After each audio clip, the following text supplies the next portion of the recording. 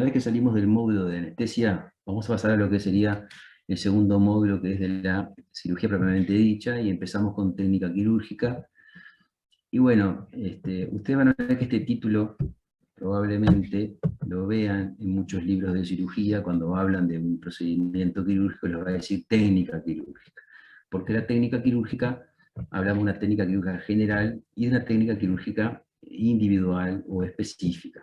Entonces o lo que vamos a hablar nosotros ahora en este teórico es de técnica quirúrgica en la generalidad, lo que es la técnica quirúrgica en general, que son, como dice ahí, las maniobras básicas, que son lo que normalmente hacemos y que son como un común denominador de todos los procedimientos de cirugía. ¿Está bien?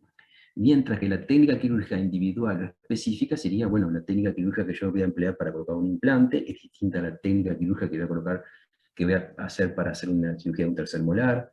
O sea, y dentro de los procedimientos van a haber tácticas distintas. Yo, por ejemplo, ustedes van a ver que van a hacer las exodoncias de un molar superior, por ejemplo, un 16, tiene una técnica quirúrgica. Una técnica quirúrgica puede ser de exodoncia simple, puede ser una exodoncia a colgajo, puede ser una exodoncia con odontosección. Esas son tácticas quirúrgicas distintas de técnicas quirúrgicas. Por lo tanto, la técnica quirúrgica general, entonces, como dice ahí, trata las maniobras básicas, generales, comunes a toda la intervención. Y habla del ambiente, del instrumental, de la manipulación de los tejidos. O sea que la técnica quirúrgica, entonces, es un conjunto de maniobras regladas, es una secuencia de maniobras que vamos a hacer en forma reglada, que pueden de repente, a veces, cambiarse la secuencia o no, dependiendo de la habilidad del cirujano y de lo que esté, la experiencia que tenga. Y bueno, como dice ahí, habla también de la manipulación de tejidos, de los tiempos quirúrgicos, y son generales para todos los procedimientos, ¿tá? Mientras que la específica entonces es privativa de un procedimiento en particular. Ese concepto se entiende, ¿verdad? Una cosa general, otra cosa es la técnica quirúrgica específica. Por eso yo les decía que ustedes pueden encontrar el título de técnica quirúrgica y de repente es la técnica quirúrgica para la colocación de un implante o para la eliminación de un tejido blando específico de un sector. Entonces, ¿cómo las clasificamos? Bueno, puede haber varias clasificaciones, pero decimos que las técnicas pueden ser típicas o atípicas, donde las típicas y las atípicas solo pueden ser simples y pueden ser complejas. Y después está el concepto de táctica, que es lo que yo le decía recién, que es la estrategia que yo voy a utilizar para desarrollar una técnica específica. Entonces, cuando ustedes, por ejemplo, hacen una historia clínica, van a ver que le vamos a decir nosotros que nos den un diagnóstico, nos den un pronóstico y nos den un plan de tratamiento. Y en ese plan de tratamiento ustedes van a hablar de táctica y de técnica. Y ahí es donde van a desarrollar. La táctica viene a ser lo que ustedes justamente piensan, qué es lo que van a hacer, ¿tá? Qué estrategia van a utilizar. Mientras que la técnica es el desarrollo, el paso a paso de esa táctica. ¿Ah? A mí me gusta poner estos tres pilares como para que a ustedes les quede el ejemplo y la foto. Yo quiero que a ustedes les quede esto, que si la cirugía está acá arriba, está soportada por estos tres pilares fundamentales que hoy hablamos de la asepsia, ¿se acuerdan? La asepsia, la anestesia y la hemostasis. La anestesia, hasta ahora hemos venido hablando todo este tiempo de técnicas de anestesia, de eventos adversos de la anestesia. ¿Ah? La asepsia, que podemos hablar millones de tiempo y de horas, pero hoy hicimos un resumen un poco generalizado de las normas de bioseguridad, y la hemostasis, porque en todo procedimiento quirúrgico, siempre que ustedes hagan un procedimiento quirúrgico va a haber sangrado, si el paciente está vivo, obviamente. Entonces, como siempre va a haber sangre y tienen que tener un control de la hemostasis, tenemos que justamente conocer y saber los mecanismos de la homeostasis del paciente para de esa forma nosotros controlarlos y evitar el sangrado excesivo que nos puede justamente complicar, porque además de la hemostasis ser importante como mecanismo, ¿verdad? Es importante para ver, y en cirugía, lo que tenemos que hacer justamente, tenemos que verlo. Justamente muchas veces la hemorragia, el sangrado, no nos permite ver lo que vamos a hacer. Por lo tanto, hablamos de tres pilares fundamentales. Volviendo de nuevo a lo de hoy, el control de infección, se habla de un sistema VEDA, un poco repasando lo de hoy, ¿tá? VEDA, hablando de barrera, esterilización, desinfección, asepsia, antisepsia, ¿sí? No vamos a hablar de anestesia, porque anestesia ya ustedes deben de dominar todas las técnicas, o por lo menos en forma teórica ya saberlas, ¿sí? Porque cuando vayan a la clínica se las vamos a preguntar y tienen que saberlas, decir en su forma teórica todas. Obviamente que van a ir aprendiendo a darlas a medida que vayan en el curso. Pero en la cirugía en sí, en el procedimiento quirúrgico en sí, nosotros vamos a manejar aparte 3 tiempos. Un tiempo que es un preoperatorio, un transoperatorio y un posoperatorio. ¿Tá? O sea, el preoperatorio. ¿Qué les parece a ustedes que es el preoperatorio, el transoperatorio y el posoperatorio? Preoperatorio, que dice inmediato o inmediato. ¿Qué les parece que es el preoperatorio? Lo que se hace previo al acto quirúrgico. Lo que se hace previo. ¿Qué se hace previo al acto quirúrgico? A ver bien. ¿Qué hacemos? La preparación del paciente. El detartraje que dijiste hoy. Ahí está, bien. Todas esas medidas que yo voy haciendo previo de preparación, mismo el triage, y algún examen complementario que tenga que hacer, es todo previo, para de alguna forma yo recibir del paciente la mayor información posible para llegar a este punto que es el transoperatorio, que vendría a ser ¿cuál?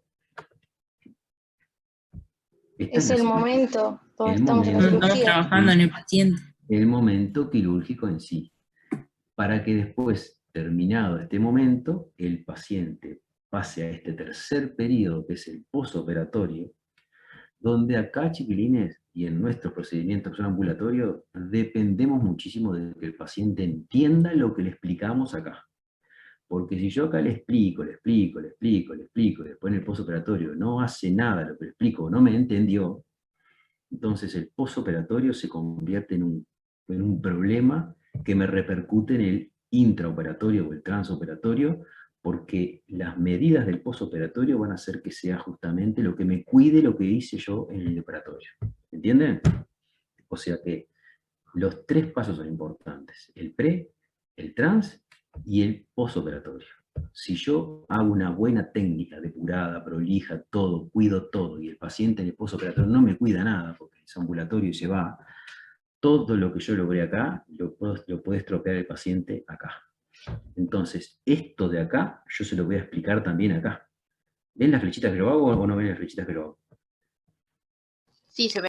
¿Sí? Entonces, importantísimo el preoperatorio, donde yo hablo, explico, al paciente le hago una correcta historia clínica, le hago los exámenes complementarios, radiografía, examen de laboratorio, y un consentimiento informado que debe de leérselo bien, explicarle bien cuáles son los momentos y los eventos adversos que yo puedo tener en ese procedimiento que voy a realizar o en esa técnica específica, para que el paciente lo tenga claro y de alguna manera yo recibir que el paciente firme ese consentimiento, y si bien no es una defensa total, porque en cualquier procedimiento, como yo le explico a un paciente 2 más 2 más 4, lo que le hago a un paciente, a otro paciente se lo hago y generalmente anda bien, pero capaz que no funciona tanto como en la generalidad de la ley, bueno, el consentimiento viene a ser un atenuante,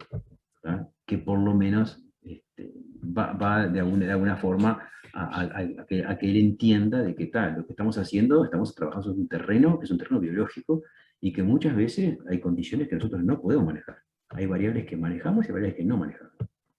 Ni que hablar que para yo trabajar sobre un paciente debo tener un conocimiento previo, debo saber bien en qué clasificación estoy. ¿Recuerdan en qué tipo de paciente yo puedo trabajar de forma ambulatoria en la clínica? ¿Hasta qué tipo de pacientes ASA yo puedo trabajar en la clínica? ASA 1 y ASA 2. ASA 3. ASA 1, ASA 2 y eventualmente hasta una ASA 3 podría, si el paciente está de repente con una enfermedad incapacitante, pero está controlada. Pero ASA 1 y ASA 2 seguro. Entonces, eso también lo tengo que evaluar. Por lo tanto, para yo evaluar tengo que tener un conocimiento previo. Y para tener conocimiento previo tengo que estudiar. Entonces, de esa forma yo voy a tener siempre mejores resultados. Bueno, lo mismo que decíamos hoy, la sala de operaciones y el quirófano, el consultorio odontológico, Esto es lo mismo, que no se me borró. Mismo. Perdonen. Me está yendo lo mismo. Acá está. Nosotros cuando estamos haciendo, entonces, como generalidad de la técnica quirúrgica, vamos a tener que manejar, chiquines, la parte instrumental, porque uno justamente de los elementos que tenemos que manejar en la técnica quirúrgica es el ambiente y el instrumental, decía. Entonces vamos a utilizar nosotros, o conocer por lo menos el instrumental que vamos a utilizar, de iluminación, de campo operatorio, de anestesia. Estas palabras capaz resultan nuevas, que son de diéresis, de exéresis, prensión, hemostasis, separación, exploración, drenaje, síntesis y alta tecnología. ¿Ah? O sea que vamos a ir más o menos de a uno viendo los tipos de instrumental que vamos a utilizar. Y bueno, de iluminación, hay diferentes tipos de iluminación. Hoy en día tenemos instrumental rotatorio con luz LED que nos facilitan bastante, con piezas de mano, turbinas, que ayudan muchísimo, las lámparas del consultorio, pues utilizamos un frontoluz, y bueno, es una lámpara cialítica que ya no está más en el blog, pero es un tipo de lámparas que, como dice ahí, le colocábamos pero pueden verla en cualquier blog quirúrgico que vayan, son lámparas que intentan con muchos focos evitar las sombras para que se pueda manipular mejor. Y obviamente que debe colocarse sobre diferentes lugares, un campo o un material estéril para poder manipularla. Sobre las anestesias, ya ustedes han visto las técnicas, pero deben de conocer cómo es la manipulación de las diferentes jeringas, carpules, que son las que utilizamos, agujas cortas, agujas largas, este tipo de jeringa que ya no las utilizamos para la anestesia, ¿sí? Y hay algunos también instrumental como son estos tipos computarizados, que son, en este caso el CompuDen, que es un tipo de aparatos dispensadores, más que nada, en forma de tiempo, de la cantidad de anestesia. Es una ampolla, un tubo carpool que se coloca, y después por medio de esta pieza de mano, con la jeringa y la aguja que se enrosca, lo que va produciéndose se controla por el ordenador la entrada del líquido. Y bueno, lo que les decía, nosotros tenemos los tiempos de diéresis, de exéresis y de síntesis. La diéresis o el corte que hacemos, lo podemos dividir, digamos, o podemos decir que diéresis es aguda, por ejemplo, cuando lo hacemos con un instrumento cortopunzante, como ahí se ve una hoja de un bisturí, un mango, ¿sí? Sobre un reborde alveolar residual que se hace una incisión, y luego una diéresis roma, que una vez que se hace la incisión se utiliza un periotótomo, una legra, que logra dividir los colgajos vestibular y lingual, como ustedes ven ahí, ¿entienden? O sea que, y lo que siempre hacemos una diéresis mixta, por lo tanto tenemos una diéresis aguda y una diéresis roma, ¿verdad? Hay algunas normas generales de la diéresis de sección que deben ser precisas, también las van a ver en la parte del colgajo, deben ser delicadas para evitar justamente sangrado, o sea que los bordes deben ser lo más nítidos posible, realizarse en la cara quirúrgica del abordaje de la lesión que se va a hacer, que siempre toda lesión o zona va a tener una cara que es quirúrgica, se hace centrípeta o centrífuga, seguir un orden, no estar desordenado, vamos de un lugar a otro con un cierto orden, es exclusiva justamente del cirujano o el que está al mando del procedimiento, el asistente le va a ayudar, pero es exclusiva del cirujano. Y bueno, en tejido sangrante, como dice ahí, alternar entre maniobras de diéresis y de hemostasis, como le decía, porque el sangrado muchas veces nos impide visualizar y tenemos que ver. La diéresis sobre tejidos blandos, diéresis aguda, utilizamos instrumental que es cortopunzante. Puede ser el bisturí, puede ser un sindesmótomo. ¿Saben qué son los sindesmótomos, chiquines?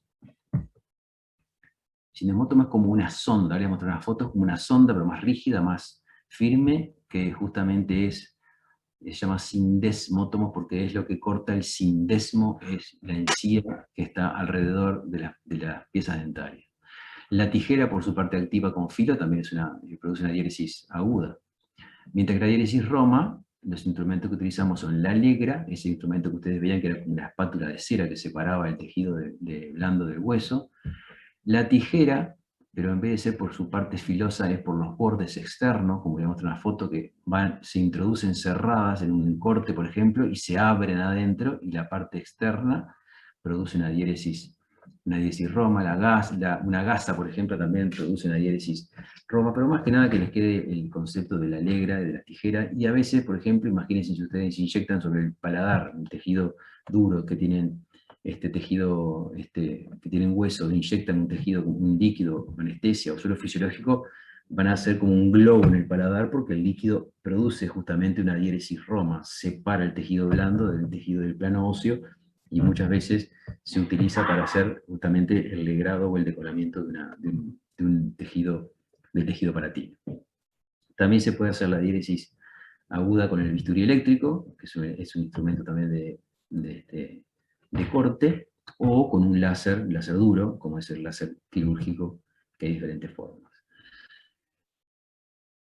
La diéresis, chiquilines, yo acá les puse que así es que no deben hacer esto, no tomar la aguja de bisturí nunca con los dedos para colocarlo sobre el mango de bisturí. Ustedes van a comprar mangos de bisturí, Bud Parker. Sí, número 5, las hojas de bisturí, las comúnmente, si bien hay toda esta gama de diseños, las que más utilizamos son la 15C, ¿sí? ¿Ah? Y bueno, y ven que tiene un bisel, este bisel corresponde con este bisel del mango, estas hojas entran en esta situación y se colocan y quedan así. Lo mejor es que el asistente, una vez que la dejó, porque viene en un sobrecito, que se abre y lo dejan sobre la mesada, con una pinza, mejor agarrar y llevarla a esta posición para evitar que esto zafe y le pueda cortar el dedo. ¿Está? Estos son los mangos, perdón, son los mangos de bisturí. Esto es un sindesmoto.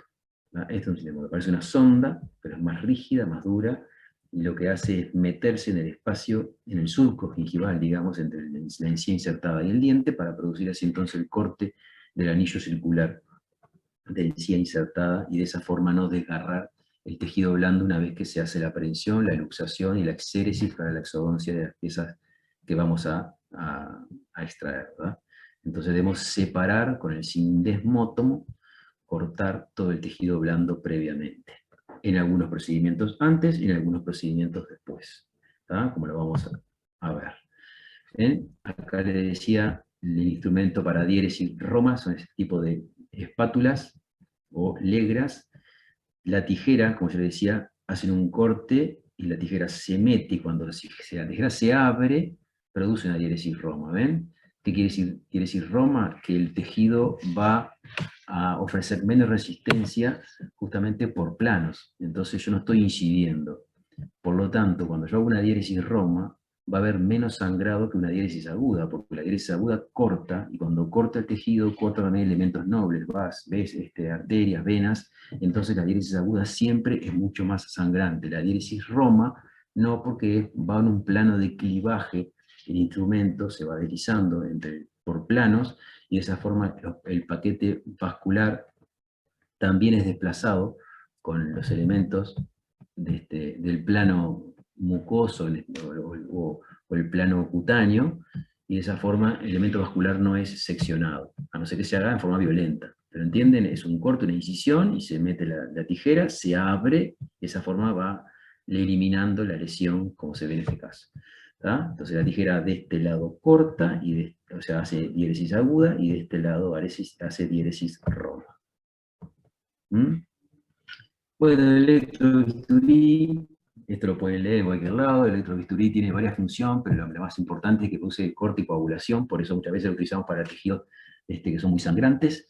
Pero vean, para modo resumen, les digo que tiene los tipos de corriente son totalmente rectificada y filtrada, totalmente rectificada solo, parcialmente rectificada, y la fulguración.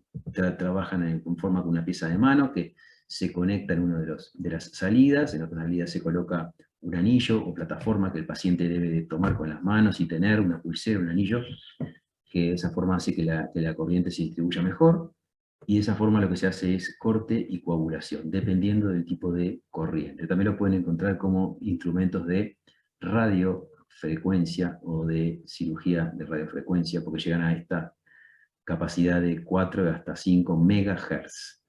y eso produce justamente el corte y la coagulación de la zona que va incidiendo.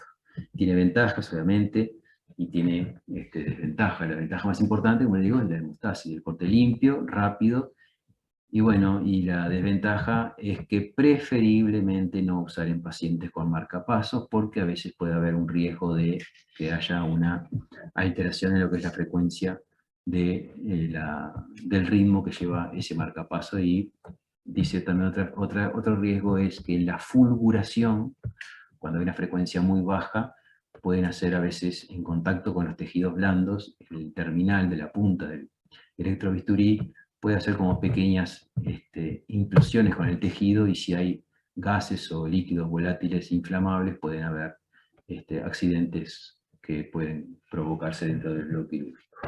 Y bueno, después el olor y el humo desagradable, que generalmente el paciente siente como siente olor como carne quemada, que les dice, pero la columna esa de aire que se está quemando es aspirada por el suctor, pero siempre deja un residuo que es un poquito desagradable en el ambiente.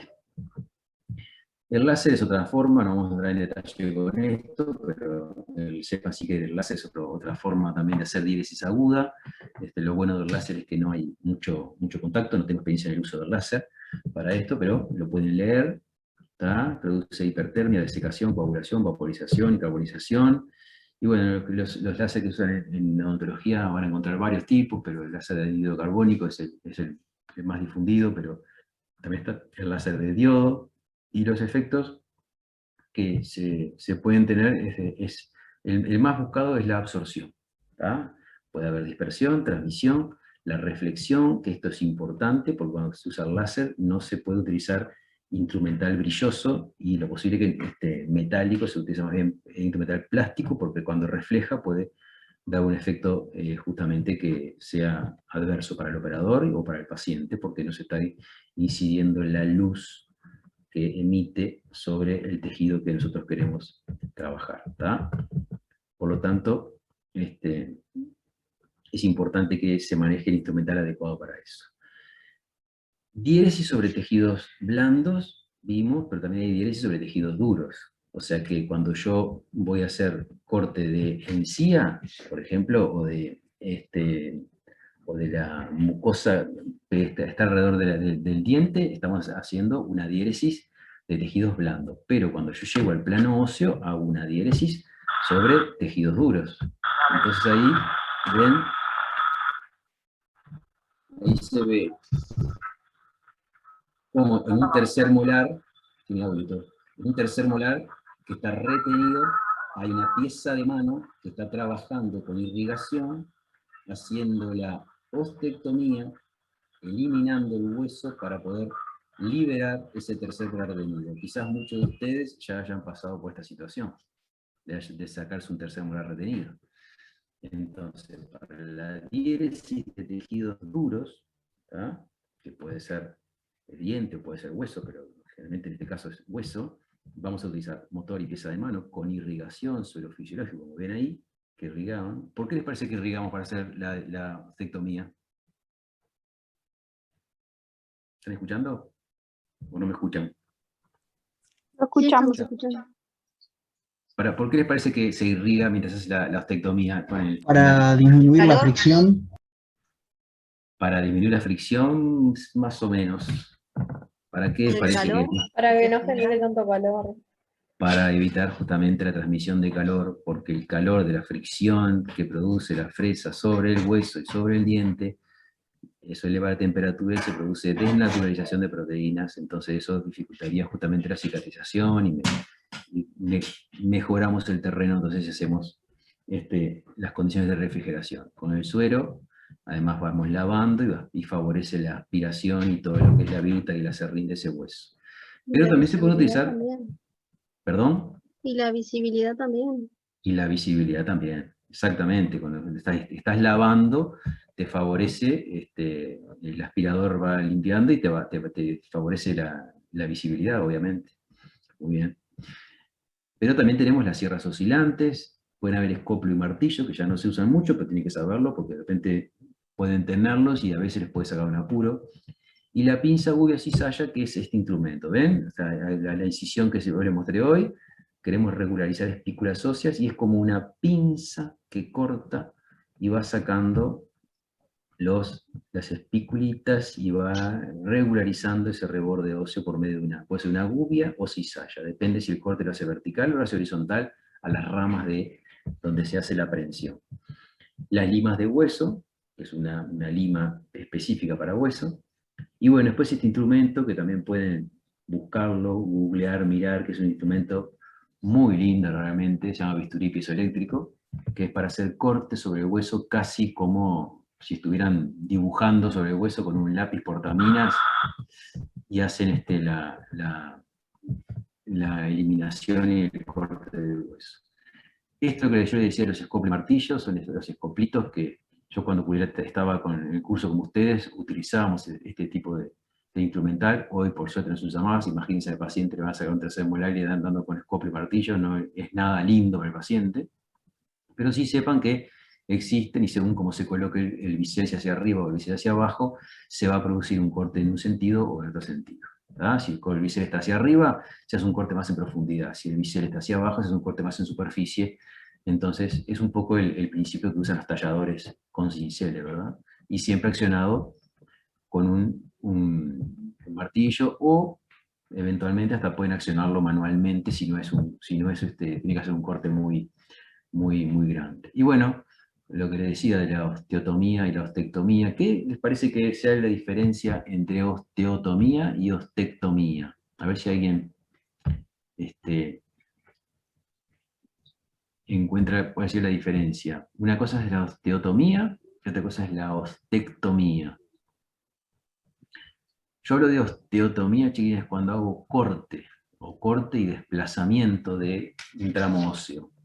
Mientras que digo que es ostectomía cuando hago corte y saco el hueso. ¿Tá? Lo que estaba haciendo ahí con el tercer molar es la ostectomía, porque la fresa estaba tallando y cortando y eliminando el hueso para liberar el molar. ¿Está bien?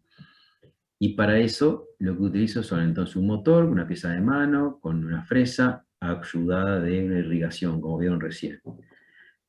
Lo que les mostraba recién de la cizalla o la gubia, ¿sí? La gubia es esta que tiene como que corta casi en el mismo sentido que las ramas, y la cizalla que corta perpendicular a cómo están las ramas. O sea, el filo está perpendicular, está más bien en el mismo sentido que las ramas. ¿Está bien? Una lima de hueso, que les decía, y este es el motorcito que tenemos en el bloque quirúrgico, que se llama piezoeléctrico, que trabaja por medio de también irrigación, donde es una pieza de mano parecida, muy parecida, no sé si alguna vez han visto, un cavitador, capaz que nunca han visto. Pero bueno, es un instrumento realmente muy lindo, que se utiliza para hacer cortes muy nítidos, porque cuando ustedes cortan huesos, chiquilines, lamentablemente tiene una pérdida importante, y si quieren sacar un bloque de hueso, por ejemplo, que necesitan, a veces hay que ser muy, muy celoso con el cuidado de que el corte sea lo más nítido posible para no perder hueso durante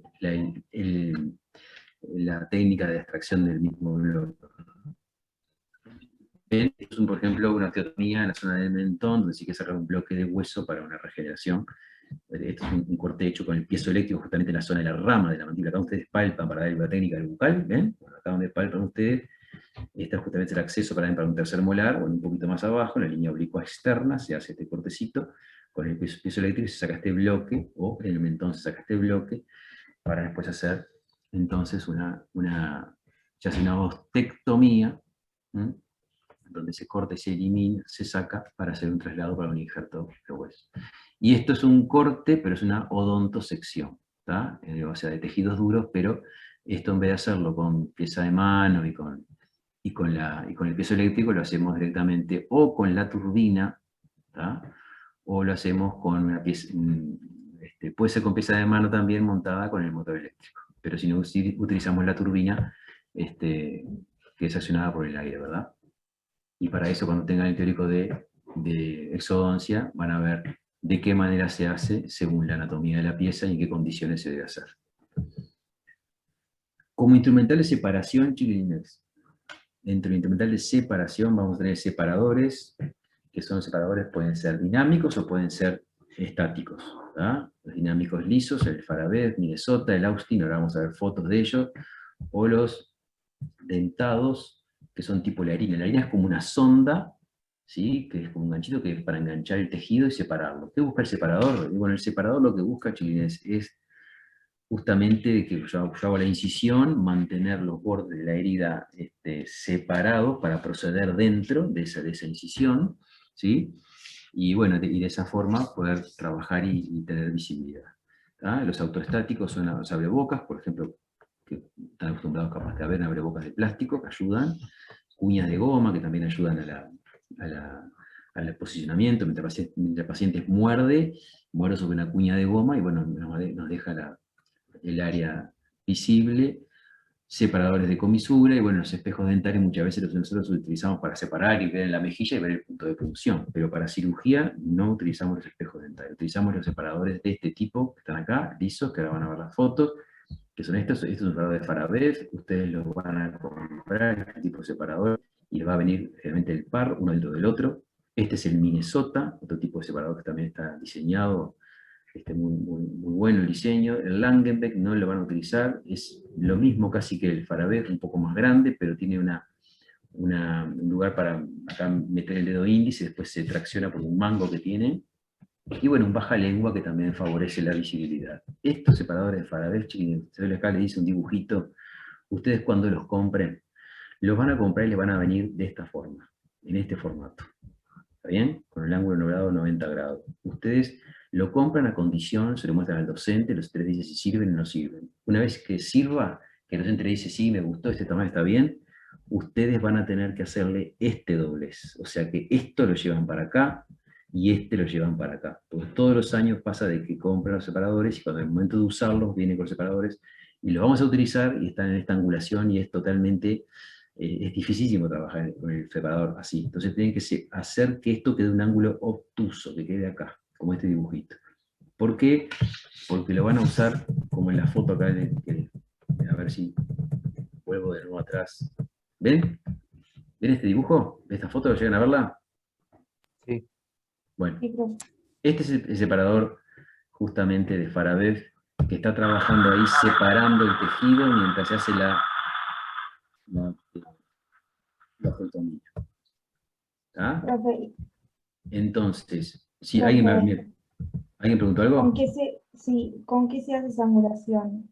Bien, primero vos lo comprás, lo compran, se lo muestran al docente, y si les gusta el tamaño, todo, el espesor, todo, una vez que lo tengan, con una pinza de acá y una pinza de acá, sujetan y llevan esta parte para acá, y llevan esta parte para acá. ¿Está? Obviamente después lo limpian y lo esterilizan, pero ya los esterilizan con esa forma. No, como les mostré en el dibujito, no los lleven rectos, porque realmente es un problema, pues en la clínica todos los años pasa de que vienen estos separadores, vienen con esa angulación en ángulo recto y nos complican, porque no, es imposible usarlo. Lo queremos a veces doblar a mano en la clínica y es imposible. Terminamos doblándolos por acá. Entonces queda una cosa así, tipo una B, en vez de hacer recto queda esto así, para que esto quede medio angulado y no está bueno. O sea, pero antes ustedes de doblarlos, con su docente le preguntan si está bien el Farabev y después los llevan a que se los doblen, ¿está? Esos los separadores que le decía que son los estáticos, como se abrebocas. Estas son las cuñas de goma, que a veces les anexan de repente un separador lingual para tener bien visible la zona acá del tercer molar. Y otro mecanismo, por ejemplo, es cuando hacemos un colgajo, bueno, una ligadura de una sutura, que la atamos de repente al campo mismo del paciente con una pinza, la engrampamos y dejamos el colgajo separado. O sea, el separador cumple la función de separar, de liberarnos para ver, y este mecanismo, por ejemplo, es lo bueno que tiene, es que nos libera una mano más. Si estamos de repente solos o precisamos a alguien una mano más, bueno, el colgajo, le hacemos una pasada de hilo de sutura, lo atamos al campo, y la sutura después se elimina y se va a usar para hacer el cierre del colgajo. ¿Está bien? Instrumental de prensión y exéresis, chiquilines, bueno, van a tener pinzas elásticas, como las pinzas de algodón, que esas que abren y se cierran solas, pinzas de disección, pinzas de cremallera, los forceps, que los vamos a ver, después en los teórico práctico vamos a hablar de cada uno de los forceps superiores, forceps inferiores, Eso vamos a tener una clase específica para eso. Y bueno, los elevadores rectos, elevadores acanalados. Las pinzas de campo, chicos. ¿Se acuerdan que yo les decía que en el campo sobre el paciente sujetábamos los cubremangueras? Bueno, estas pinzas de campo que tienen estas, para los dedos y esta cremallera, se trancan acá y cierran y mantienen todo arriba del campo del paciente. Por eso se llaman pinzas de campo. Estas son pinzas de Kelly, se llama, ¿bien? Pueden ser rectas o curvas, ¿tá? Todas con las cremalleras, lo mismo, pinzas tipo mosquito, y estas son las pinzas tipo elásticas, las que ustedes tienen que apretar para que se mantengan cerradas y después solas se abren, las pinzas tipo Adson, ¿sí? Que pueden ser dentadas o pueden ser planas, ¿sí? Todo ese tipo de instrumental tienen que ir consiguiendo y irlo conociendo. Y todo lo que compren lo van a comprar un poco a condición. Lo que le decía de los forces, que después lo vamos a ver uno por uno, forces superiores, forces inferiores, todos con su característica. Esto es un instrumental que tenemos en la clínica, que es un instrumental de exodoncia, pero más bien, en vez de utilizar la técnica del forceps, justamente el exomed, es una técnica que utiliza este tipo de diseño de instrumental, donde estos tornillitos que ustedes ven se colocan sobre la pieza y de alguna forma se tratan de eliminar como si fuera un corcho, ¿entienden? Se intenta que la pieza levante y ascienda lentamente, se desaloje de su alvéolo, pero como está indicado en anatomías de piezas específicas, ¿no? Si en una pieza curva es muy complicado. Los elevadores, como les decía, elevadores rectos acanalados, los elevadores tipo ápice, tiene una parte activa que es como una media caña, los elevadores tipo de Winter, muy poco utilizados hoy en día, pero bueno, tienen que saber y conocerlos, distintas formas y puntas de los elevadores rectos, estos son los tipo Winter, ¿tá? Los elevadores también ustedes van a comprar elevadores rectos, que tienen un mango, un tallo y una parte activa en forma de media caña fina, media y ancha, compren los medios, y también los van a ver con su docente y les va a decir si está adecuado o no. ¿Tá? Estos elevadores que a mí me encantan y hoy en día son los que uso, porque he dejado esto un poco de lado, pero bueno, todo el instrumental siempre tiene un poco de la impronta personal. Les digo que uno se acostumbra al instrumental y a veces le pasa después que se acostumbra tanto que no es lo que le gusta usar. Este instrumental también van a ver en exodoncia, son elevadores para cirugía de mínimo trauma, ¿tá? Son muy lindos, son muy versátiles, lamentablemente no son muy baratos. Y bueno, y eso es, como les decía, tenemos diéresis, exéresis y síntesis. La diéresis, acuerdan aguda, diéresis roma, diéresis tejidos duros, diéresis tejidos blandos. La exéresis, por la cual vamos a eliminar el tejido quirúrgico, la patológico o la pieza dentaria que tenemos que eliminar por medio del instrumental adecuado, dependiendo de la técnica quirúrgica, de la táctica quirúrgica, dependiendo del procedimiento que vamos a realizar. Y la síntesis, chiquilines, que es volver todo a su realidad, tratar de llevar todo a lo que originalmente empezamos, que vendría a ser la sutura, o sea, el rearmado de ese rompecabezas que en un determinado momento empezamos con una incisión y después nos fuimos abriendo camino, ¿tá? Con los principios obviamente que tenemos que seguir, y después tenemos que hacer la reducción, volver todo como que en rebobina para atrás en la película, y llegar todo los tejidos a su posicionamiento normal. Y para eso tenemos que hacer la síntesis, que justamente nos valemos de las agujas de sutura, los portaagujas, las suturas de distintos tipos, ¿sí? Las agujas pueden ser rectas, pueden ser curvas, generalmente usamos agujas curvas, de un diámetro y un tamaño específico, los portaagujas tipo Mayo, Gillis, Castro Viejo, que vamos a ver fotos, y las suturas que pueden ser reabsorbibles o no reabsorbibles con materiales naturales o materiales sintéticos, dependiendo de un poco del material que se utilice. ¿Tá? Las agujas de sutura, como ustedes van a ver, una forma curvada, con una parte cóncava y una parte convexa de afuera.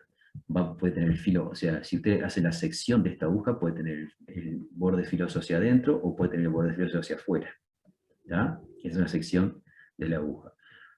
Generalmente nosotros vamos a utilizar agujas que son tipo atraumáticas, que ya vienen enhebradas, según el radio de círculo que involucra la aguja, Si ustedes dividen esto en cuartos, esto es un cuarto de círculo, ¿verdad? Si esto es un círculo, esto es un cuarto de círculo. Si esto es un círculo, estos son 3/8 de círculo. Si yo hago una raya acá y otra raya acá en vez de tener 4 cuartos, tengo 8/8, ¿verdad? Entonces acá, si yo acá tengo 3/8, la aguja tiene también 3/8, o entonces siguiendo la misma teoría, es 1/2 o 5/8. Ustedes van a utilizar más bien las agujas de medio, eventualmente de 3/8, ¿sí? Y bueno, van a usar generalmente la aguja de sección cilíndrica, difícilmente encuentren sección triangular. ¿Entienden esto del radio de circunferencia, verdad? Porque ustedes cuando van a comprar las agujas, les van a venir la aguja cerradita, y en el lado de afuera va a venir el dibujito y de lo que es la aguja, y deben de saber de qué diámetro, qué radio de circunferencia corresponde, ¿tá? Y para que les quede cómodo. Capaz que una 5/8 no les queda cómodo, ¿entienden? Entonces deben de saber qué es lo que van a comprar, siguiendo esta nomenclatura. Lo que les decía, las agujas pueden ser, el material de sutura que se utiliza puede ser seda, puede ser nylon, o sea, hay dos tipos de materiales, como yo decía, sintéticos o naturales. La seda es natural, por ejemplo, el nylon ya es sintético, y a su vez tenemos materiales reabsorbibles como el ácido poliglicólico o el poliláctico, ¿sí? Y ustedes van a ver que las agujas de sutura van a venir estos sobrecitos que abren el sobrecito y acá adentro está el cartoncito con la aguja de sutura.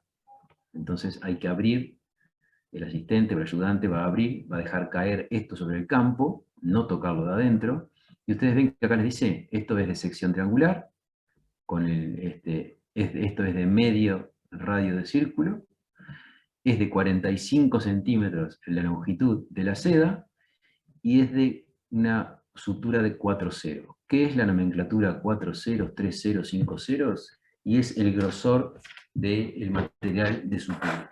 Si yo tengo si yo tengo una seda de 4 ceros, es más fina que una seda de 3 ceros. O sea que cuanto más aumenta el número, 5 ceros, 6 ceros, 7 ceros, 8 ceros, más fina es el material de sutura. ¿Se entienden? Cuanto menor es el número, 1 0, 2 ceros, 3 ceros, más grueso es el material de sutura. ¿Se entiende eso, chiquilines? Acá tenemos Sí. un 2,0 que es en ácido poliglicólico. Esto se reabsorbe. Es una sutura que no hay que retirarla. Es una sutura que se usa para planos profundos.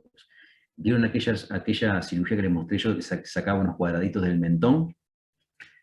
Bueno, cuando hacemos esa cirugía de abordaje al mentón, por ejemplo, todo lo que es el plano profundo de músculos, cuando vamos a cerrar, se sutura con material reabsorbible. Y lo que es después la sutura de la mucosa, en boca, se puede suturar con un material no reabsorbible como es la seda. ¿Tá? Porque cuando es el medio interno, cuando hacemos por planos profundos, utilizamos material reabsorbible, que eso no tenemos que ir a retirarlo. Si utilizamos material no reabsorbible, cuando hacemos una sutura, por ejemplo, en la mucosa, y podemos ir a retirarlo. ¿Tá? O sea, tengan en cuenta que entonces, en el blister va a decir la nomenclatura del 0, que 2 0, 3 0, 4 0, que es el grosor del material de sutura, la longitud, el radio de circunferencia que involucra, y este dibujito es la sección. Esta es una aguja que es triangular, y esta es una aguja que es cilíndrica. ¿Vieron?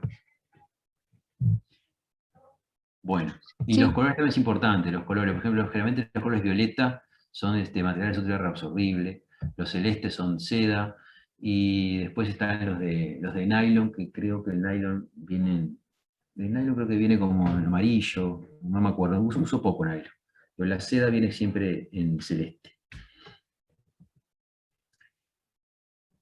Esa aguja y sutura debe ser transportada de alguna manera, porque eso utilizamos los portaagujas tipo Castro Viejo, que son estos bien finitos, delicaditos, que tienen origen, imaginados en la oftalmología, después empezamos a utilizar en la periodoncia. Estos portaagujas son tipo Mayo, que es como una aguja, como una pinza americana, ¿sí? Y después están las portagujas de Gili, que tienen la ventaja de que tiene la parte de portaguja en la punta, y acá tiene la función de tijera, ¿vieron? ¿Ah?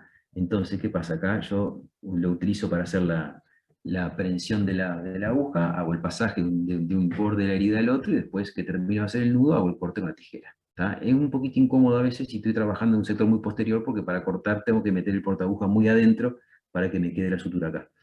Pero bueno, y este es otro tipo de portaguja que es el Matthews.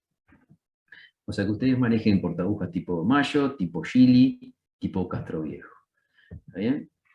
Esta es la secuencia un poquito más o menos de cómo sería el método de la sutura simple. Hay muchos tipos de sutura, lo pueden leer en cualquier libro de cirugía. Tipos de sutura: sutura de colchonero vertical, colchonero horizontal, sutura simple, sutura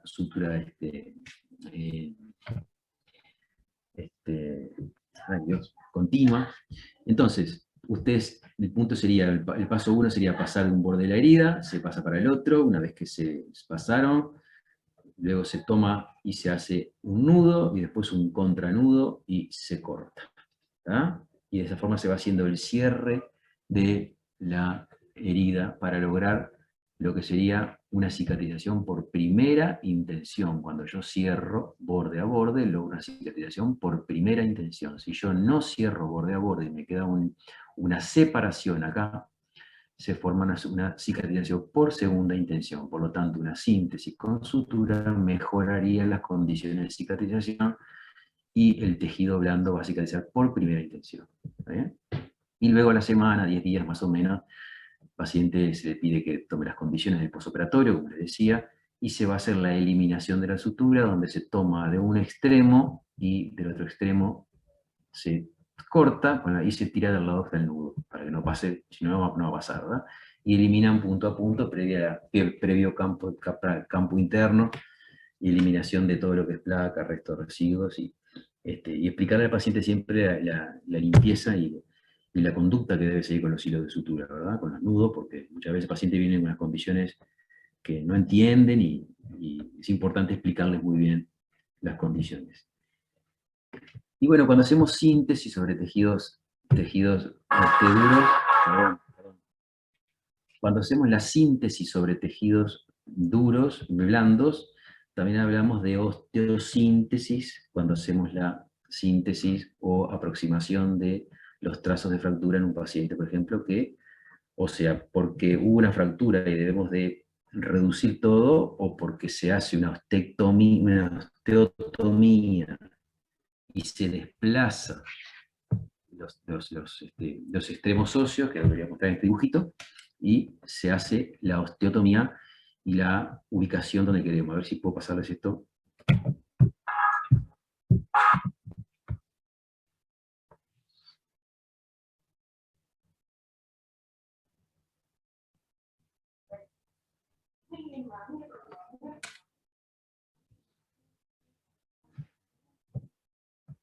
¿Pudieron verlo? Sí, profe. Bueno, era para dibujarles, más o menos ilustrarles que no solamente es una fractura o reducir y llevar a posición borde fracturado, sino que a veces buscamos nosotros el desplazamiento de partes óseas para luego reposicionarla por medio de mini placas, microplacas y placas de osteosíntesis, ¿tá? Llevar donde queremos los bordes óseos, reposicionarlos y de alguna forma lograr la armonía y la forma original. Esas placas pueden ser metálicas o pueden también ser placas reabsorbibles, de ácido poliláctico o ácido poliglicólico. Estas placas originalmente aparecieron en los países nórdicos, que son países muy fríos, donde se colocaban en el tercio superior de cara, estamos en la cola de la ceja, ¿ven? Tercio superior, ¿sí? En niños, no en la parte de tercio medio ni inferior, porque crecían y podían quedar las deformaciones de crecimiento. Entonces en el tercio superior se colocaban, y como les decía, en los países nórdicos, estas placas, a veces el frío de esos lugares hacía que doliera a los pacientes la ubicación de las placas, porque transmitía hacia la zona donde estaban de asentamiento. Entonces empezaron a utilizar este tipo de placas, que por suerte, digo, al ser reabsorbibles no hay riesgo a la exposición, ni hay que ir a eliminarla después, y también hay tornillitos de ácido poliláctico o poliglicólico para reposicionamiento. Luego que se llega entonces a lo que es la diéresis, la exéresis y la síntesis, bueno, volvemos entonces, como siempre, a las normas de bioseguridad, terminamos nuestro procedimiento, ese paciente después va a ser controlado para eliminarle, como decía, la sutura de los 7-10 días, y bueno, después los controles pertinentes que forman parte del posoperatorio, que el posoperatorio puede ser un posoperatorio inmediato, son las primeras 12-72 horas, inmediato a los 4-7 días y un tardío en su mismo domicilio. A mí me gusta tener un posoperatorio inmediato del paciente, las 12-24 horas, por lo menos un contacto por lo menos telefónico, ver cómo está, cómo pasó, en qué condiciones está. Eso al paciente también le refuerza un poco la confianza y la seguridad, y hace que se acorten las distancias y que de una forma u otra se sienta que estamos cercanos y que cualquier consulta nos pueda ubicar y hacer. ¿Tá? Y bueno, en ese postoperatorio, la cirugía ambulatoria, lo importante es el tratamiento local de la herida, la farmacología, o sea, tenemos que darle indicaciones al paciente nosotros, de cómo hacer el tratamiento local, de la limpieza de los puntos de sutura, explicarle muy bien cómo debe higienizarse, porque si no después eso va a atentar, como les decía, contra el procedimiento que hicimos, darle la farmacología apropiada e indicada, la fisioterapia que se indica, que ya sea frío, el calor, por ejemplo en la cirugía de un tercer molar, que es muy común que hagamos, y ustedes capaz que hayan pasado, se le indica al paciente que use el frío en forma interrumpida, ¿no? 15-20 minutos sí, 15-20 minutos no, o sea que lo utilice por lo menos las primeras 18-24 horas. Hoy en día también se preconiza bastante el uso del láser blando, que mejoraría las condiciones del terreno posoperatorio para que el paciente tenga un mejor posoperatorio, y ni que hablar que todo lo que atente contra los cuidados de la herida, tenemos que nosotros minimizarlo, porque de alguna forma u otra tenemos que darle al paciente un sostén, un soporte farmacológico y también de las medidas a seguir, ¿verdad? A la semana entonces, aproximadamente a las semanas, hace el retiro de la sutura, porque después de un tiempo ya interfieren con lo que es la cicatrización, y obviamente que los controles clínicos e imaginológicos pertinentes si fuera necesario, para luego hacer una evaluación posoperatoria. Y bueno, de esta forma es como nos vamos a manejar siempre con los procedimientos. Y lo de hoy mismo, otra vez, una vez que se termina entonces, cumplir siempre con lo que es el plan de gestión de residuos, que a mí esto siempre me preocupa, que es la parte medioambiental, tratar de ser lo más estricto posible, chiquilines, porque de nada sirve que cuidemos medidas de barrera, pero después estamos con los tapabocas y los campos por todos lados, y esas cosas no es responsabilidad nuestra, tenemos que ser conscientes. Este tema de técnica quirúrgica realmente es difícil encontrar. Yo se los voy a dejar obviamente en la plataforma, se los voy a subir. Ya estaba en la plataforma del curso pasado, pero vamos a agregar de nuevo. Pero no es fácil encontrarlo, de repente tan resumido en este esquema. Ustedes utilicen el esquema del teórico, el teórico como esquema a seguir, y de esta forma ustedes después se van introduciendo un poco más en el tema, porque es la manera que tenemos para darles este teórico, ¿está? A ver si tienen alguna duda, chiquines, o alguna cosa que me quieran preguntar.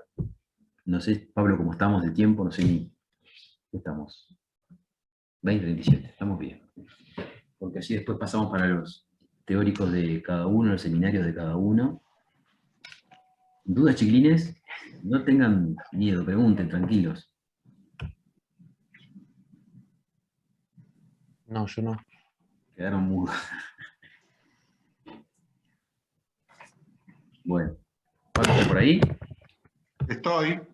Bueno, algo, Pablo, que te quieras agregar, que me haya quedado. No, impecable. Ahora en un rato después subimos esto.